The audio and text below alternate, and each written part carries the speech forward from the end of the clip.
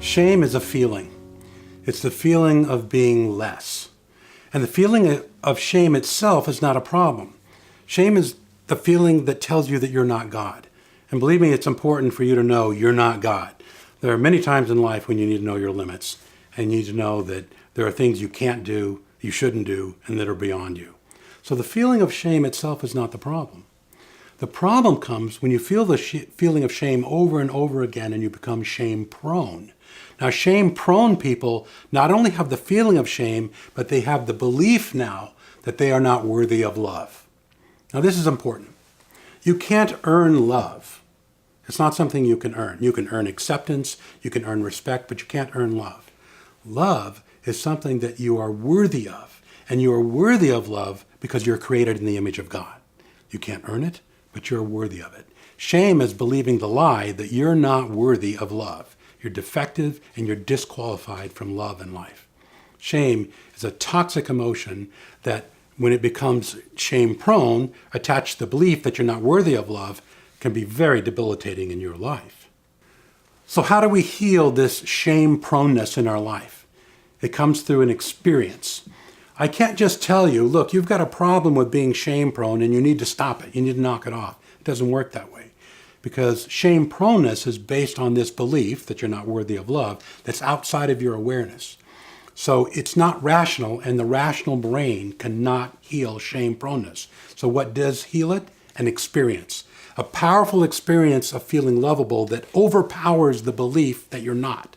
And what is that experience? Well, Professor Lewis Smedes calls it grace.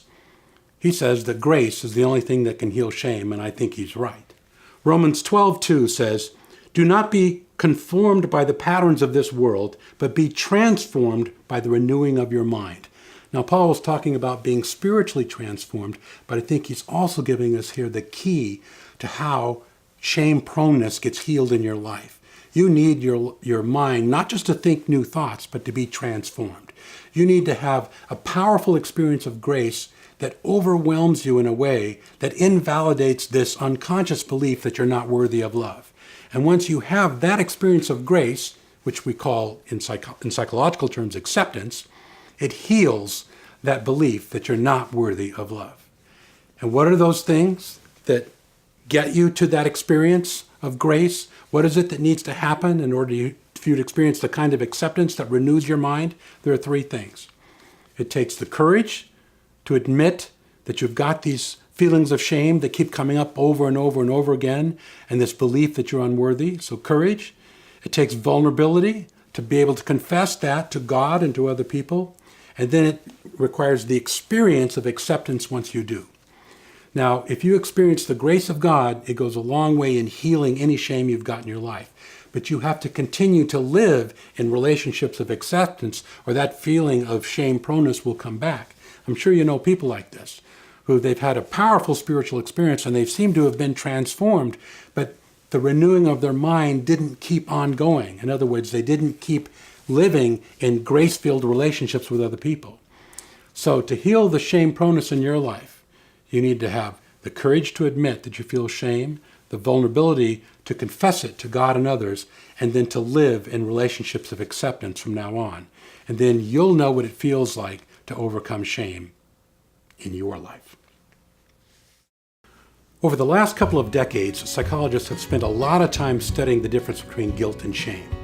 They've come up with the fact that guilt is about what you do, but shame is about who you are. Guilt that's free of shame is relatively healthy, but shame, the belief that you're not worthy of love, causes all kinds of psychological problems. I've been so impressed with this research that I now have written a book about it called Overcoming Shame, Letting Go of Others' Expectations and Embracing God's Acceptance.